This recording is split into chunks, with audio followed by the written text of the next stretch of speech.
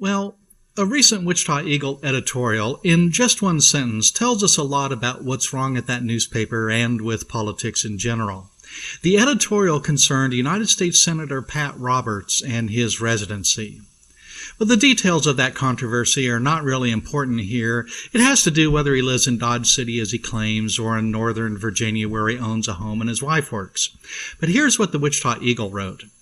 They said in an editorial, but it's hard to imagine any Kansas Republican, let alone an unknown and underfunded Johnson County radiologist with extreme views, denying Roberts the fourth term he desires at age 77. Well, the unknown and underfunded radiologist is Dr. Milton Wolfe. He announced a few months ago that he will challenge Pat Roberts in the August primary, the Republican primary. And the Wichita Eagle's right. He is underfunded compared to the Roberts campaign. But I don't think we should see that as a negative characteristic, as the editorial seems to imply. What's troubling to me is that the Eagle seems to think that Wolfe has extreme views. Well, here's what Wolfe's campaign website says. It says, Milton Wolfe is a doctor, not a politician. He believes America must re-embrace the Constitution and the divinely inspired American idea of individual liberty, limited government, and free market values. Now, I don't know about you, but to me, these ideas sound pretty good. Individual, liberty, limited government, and free markets, well, that's almost exactly the same as the motto for the Voice for Liberty, my website at wichitaliberty.org. But to the Wichita Eagle editorial board, these values are extreme. The Wichita Eagle editorial board supports expansion of government and thinks that people who believe in free markets are, well, kind of kooky. But what's really important is that the Eagle thinks Robert deserves a fourth term. Now, he's in his 18th year as a senator, and he was in the House of Representatives before that and worked as a congressional staffer before that. He goes back a long time in Washington, and that's the problem. He and many others in Washington and Topeka, for that matter, they've been in office too long. We need term limits. When politicians serve too long, it starts to create a class of the governors versus the governed, that's us. For democracy to work, it needs to be a government by, for, and of the people.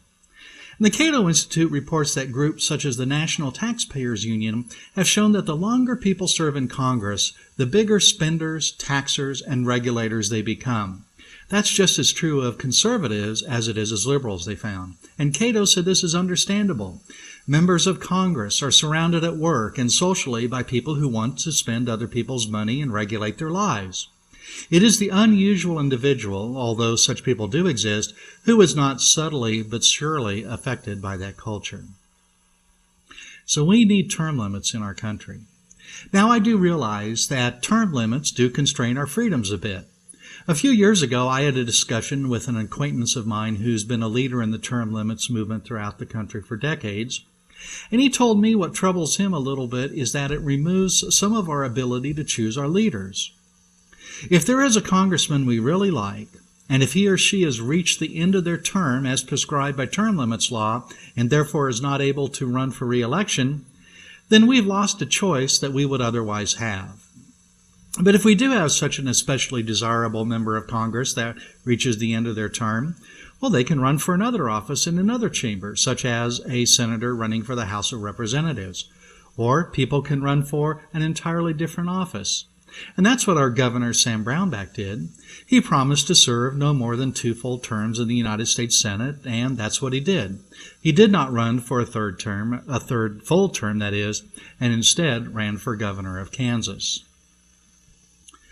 Now, some critics say that government is complex, and therefore we need experienced legislators and bureaucrats. Well, complex government itself is a problem. We need simpler government with simple rules. With complex government tries to control our lives too much. An example is the federal tax code, which is loaded with tax breaks, incentives, and credits, all schemes to exert control over our behavior through the tax code. And we're seeing right now the problems that an overly complex law like Obamacare is causing.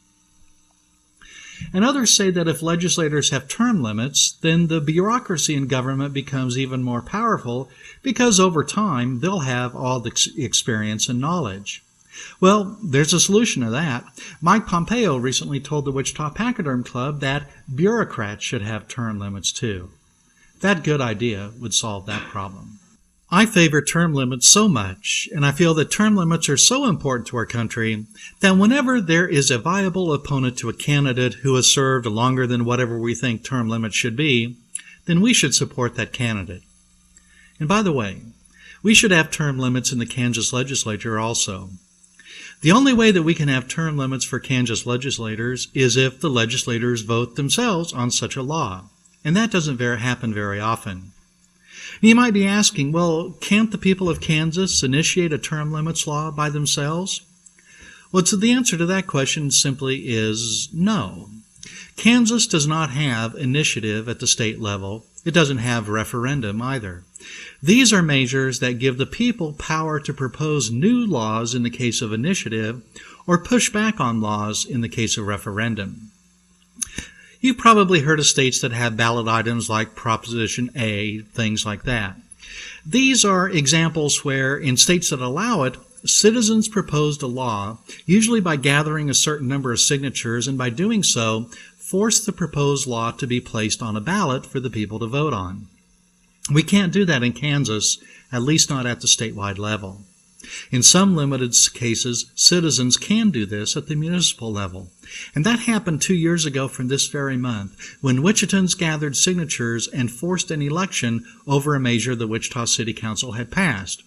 I had the privilege of serving as campaign chair for one of the groups involved in the campaign, and we won.